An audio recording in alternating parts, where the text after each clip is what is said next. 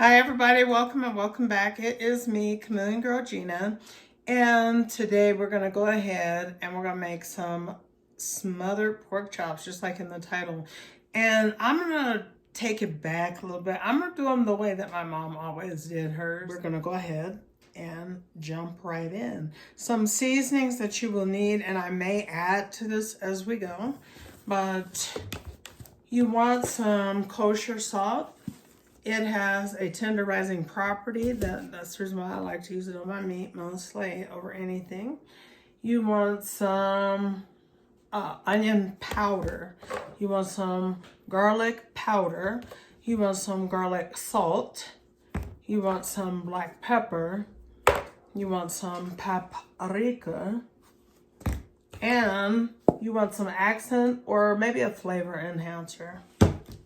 That's optional, however. You want to start by making sure you wash your meat every time. Wash your meat. I mean, I don't know, people talking about it kills the germs. Okay. Even so, even if you feel like, well, it kills the germs and that's why I'm not going to wash it. At the end of the day, what about the bone matter that's in there? Oh my gosh. And it's been probably cross-contaminated maybe with some other meat. I don't know. But anyway, wash your meat round here. Okay, guys. So the first thing that you want to do is take you some pork chops. Once again, that you done washed, right? And so then anyway, you're going to go ahead and you're going to get those seasoned up while you cut your vegetables. And the reason why I say that is because the seasoning, especially the coarse kosher salt, is going to start tenderizing these pork chops. So you're giving it a little time to just set in. And so you're going to, I have 8 pork chops here. If you're using less, just go ahead and divide your recipe. If you're adding more, multiply this recipe. But I'm going to start out with, we're going to say that in total, we're going to use 3/4 tablespoons. So use 2.5 teaspoons. And then I'll go ahead and now add some paprika.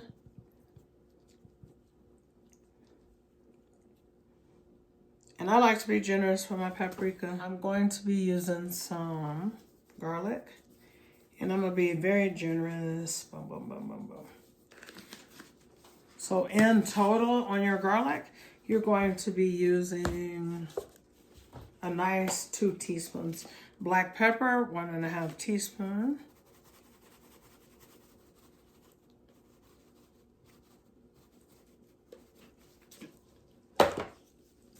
Garlic salt, which has a different taste than garlic powder. Remember that. That's why we're using it. But we're not going to go in extra with it, but we are going to do a decent amount. And then we're going to put on some MSG or accent is fine. Something like that, a flavor enhancer. And then we're going to do some onion powder.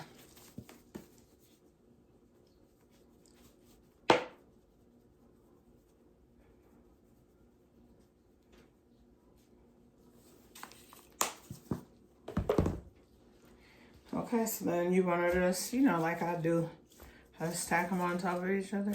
But yeah, I wouldn't make any less than this because you guys are going to love the recipe. And everybody going to want leftovers. We're just going to go ahead and start massaging it in. And all of your meat, whenever you guys go to cook, don't just sprinkle stuff and keep it moving. Make sure you're just massaging it in real good. Okay.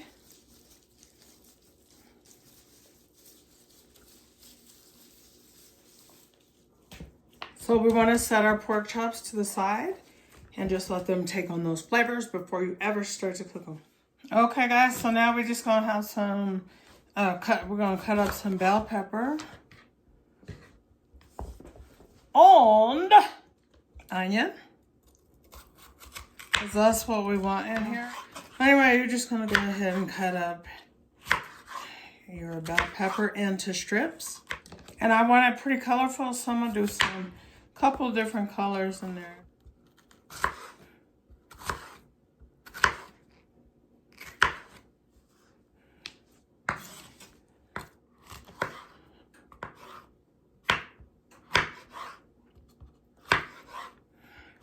Okay guys, I want to show you something about when you go to cut your onion and stuff.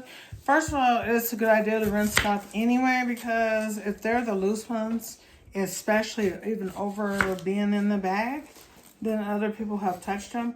But I have like this thing that I don't like that I meant to tell you guys, which is when I'm eating somebody's cooking, I don't like to find no onion skin in there.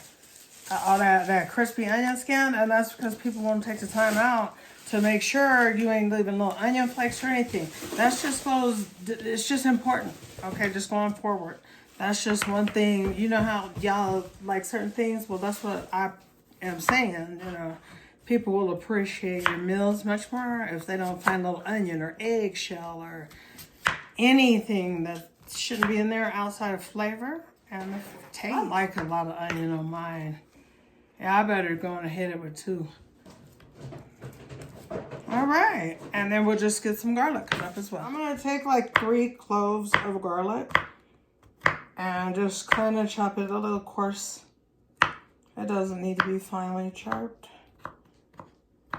or anything like that. And this is not necessary. It's not like, oh, this required in the recipe. It's just that it's gonna add flavor for you. And you could use, if you're like a really heavy on garlic person, use more, use less. Don't use it. Remember that about recipes, guys. Remember to improvise. If somebody say, and with baking, it is a little bit different. You really probably want to weigh and have those recipes, you know, out. You know, or you want to do some measuring when you're doing some baking. Unless you're just throwing maybe some cornbread in. I don't know. But other than that. There you go. That kind of cut down. I want you guys to be very clear. This is not a 30-minute meal. This is you going to be putting your little love in it. The prep time on this is probably going to be 45 minutes because we got to fry our pork chops up very lightly before we get them to where we're smothering them. You dig? So anyway, guys, we're going to be simple, sweet, and to the point. We're going to just take some regular all-purpose flour, even though this ain't regular, this is King Arthur. Use what you got, though. Remember, gotta improvise. So anyway, we're just going to give this a little light sprinkle over these pork chops. Light sprinkle. Now, after we have sprinkled the flour, then we just kind of move it around so it covers them up and just toss them just lightly. I mean, it ain't even necessary that you see flour remaining on there, because all we want to do is just have the itty bitty amount of flour. But this flour, the reason why we're doing flour is because you're gonna fry this up. And it's going to lock in the flavor by having fried it up before just going ahead and cooking it. When you sear any of your meat and stuff, it keeps the flavor in. That's why when I make prime rib, I cook it very, very hot and high to start with and then go from there. It's going to be a thickener for your gravy, your homemade gravy that I'm going to show you guys how to get made out of your pork. It's going to be pork gravy. We're just going to go ahead and get our oil ready to go while these set once again. Okay. Thank you, baby. So now we're just going to go ahead and we're going to start frying this up, guys. Okay. So I got my shallow electric skillet and this on, what, 250? Because we're going to try to do this all in one pan. So I'm going to keep it in here. But it does get pretty hot, so it's not going to be able to be at a higher temperature. Or I may put it in an oven, but I haven't decided yet, guys. So you'll just have to hang with me. But yeah, we're just going to go ahead and just basically sear them. You want 1/4 inch of oil. Anyway, we're just looking to hit that oil, flip them when they're golden. They won't be done because we're not going to cook them till done. We're just cooking them until seared. So guys, I end up going up to about 350 on the pork chops. And we're just gonna give them a flip over. We're not, they are golden and pretty, you know, but we're not checking for that. We're just checking, I mean, we're just trying to keep that meat juicy when it cooks by doing this step. Yes, you could have just washed your pork chops, seasoned them, and thrown them in the gravy and let them. Yes, that is something you can do if that's what you want to do. That's not the recipe that I'm giving you here, though. I'm just being honest.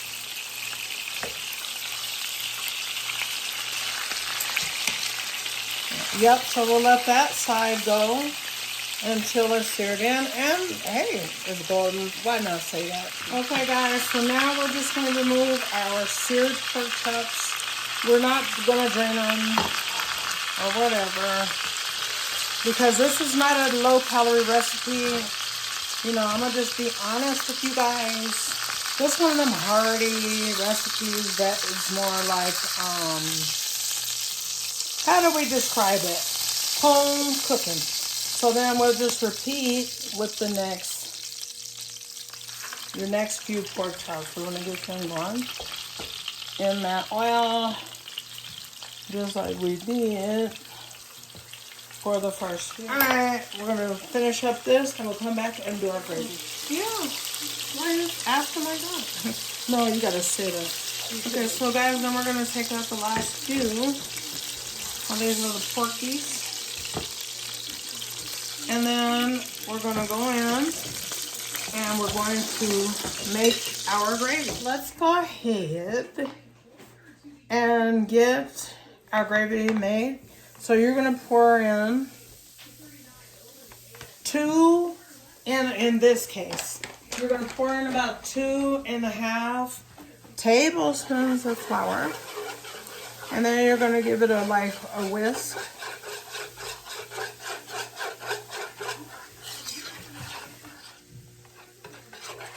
And the flour is raw, and we're going to let the rawness cook out of the flour. And I don't want to hear nothing about what I'm going to scratch up by using this metal whisker.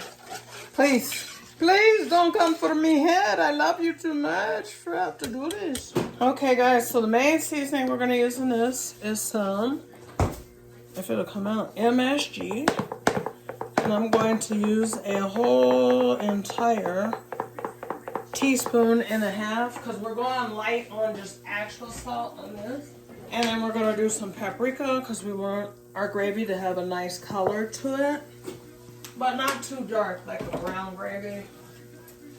Dark enough. And then we're going to use some kosher salt. And we're going to use some black pepper, and we're going to be generous.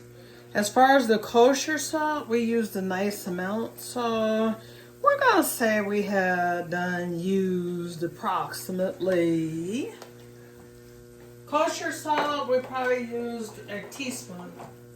Okay, and then we're going to definitely hit it with some onion powder. No more sodium is going in now, as of now. And we're going to be generous on our onion powder. And then we're going to hit it with some garlic powder. No garlic salt in this part of it. And we want it to kind of start getting brown.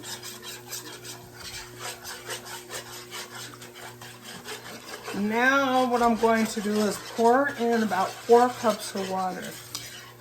And this is how you make homemade gravy. And it'll be real smooth, not lumpy like nobody booty. Okay, so let's hit it. Like I said, 4 cups of water. And there's how it looks. It just looks all watery like au jus instead of like au gravy. Anyway, we want to make that nice and liquidy. I'm going to turn it up. And I'm going to let it come to a bubble, not a full boil, but we want this bubble quite liquidy for it to be able to cook down and be thick, but not just like porridge. We don't want like oatmeal thick, right? Now, of course, I have tasted this. It's not where I need it or want it to be. So I'm gonna add some chicken bouillon. I'm going in with a teaspoon of that. Oops. A little more than a teaspoon because I spilled a little bit. There we go. A teaspoon, guys. Keep it in a teaspoon because I don't want to confuse one or no situation. So then as your gravy starts thickening, we know that in this pan, it's going to thicken up pretty fast. And so we want to definitely add some more water to this gravy. Now what you're looking for in your gravy is that it is smooth. I hope you guys can see that how smooth that is extra smooth. But we know that this is too thick of a consistency just based on experience, and I'm an experienced chef, so go ahead and turn this deal. If you do it in an electric skillet, it's fine. If you do it in a regular skillet on top of your stove, I want you to turn it down to simmer, because now we're gonna go back in and put our pork chops in, cover, and let cook for a little while. Now we wanna go ahead and re-add the pork chops to the pan. Your gravy. Okay, at this time we can see that that's going to get thick, thick, thick. So around the sides, we're going to pour some water in there. So then that means that we've used a total of 6 cups of water. And as you keep an eye on it, you may even want a little bit more. Okay.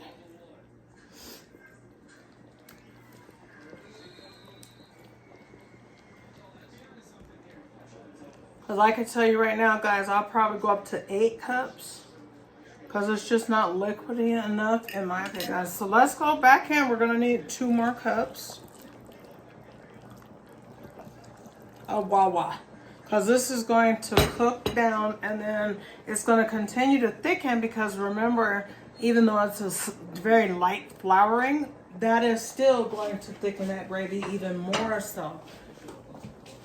Next things next is we're going to add our onions and bell peppers.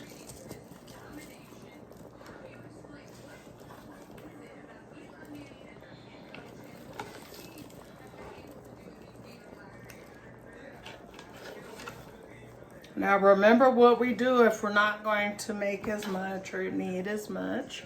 We cut the recipe down by dividing it by how many servings that you want. Typically, what is a good thing to do is you want 1 ounce of meat is a general serving. That's just a regular serving. And then we're going to put our little garlic. We're just going to sprinkle it through.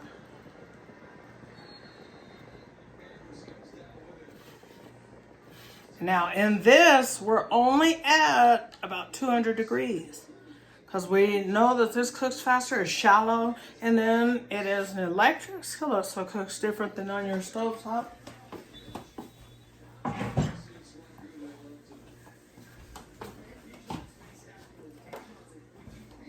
To this, we're going to go ahead and put some pepper in it. We're going to get some black pepper on it.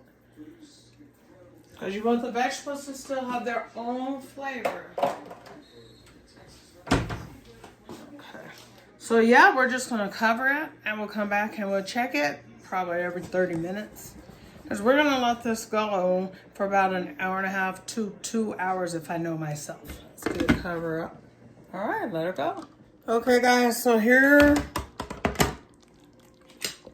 we are with our pork chops. And they're looking good. Now it's time to go ahead and I'm going to put my rice on and let them finish cooking up. They're already done, but I want it to thicken. So now at this time, I'm gonna take the lid off and just let them really cook down so that we could plate them and have a taste tester. Okay guys, so now we have a taste tester available for us. Now if you don't want yours broke or where it falls off the bone, then certainly you could cook it for an hour and a half and it's going to be very tender. But we'd like ours extra special, I guess, or something. That's what they want over here. They like theirs to where it fall on the bone. So with that being said, we're gonna have Tati taste it. Can you get the silver? All right, Tati. Okay. Do you want a knife? No, I don't need a knife. Lift it up a little bit. Yeah, there we go. Ready? Yes, I'm ready.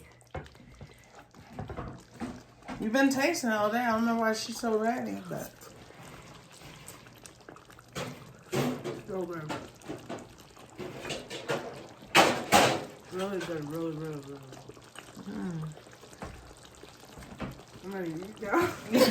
She said, bye, I'm ready to eat now. Okay, tell people bye. Like. She's supposed to say it with me. Like. I said like. I say like. She don't also need to say it. So she's supposed to say the next thing, and I say it, and then back. Okay, I got it. Like. Comment. Share. And I messed up. We gotta redo it. Okay. Sorry. Okay. So y'all do me a big favor. Don't forget, like, comment, share, and subscribe. God bless. Okay, you can eat. Okay.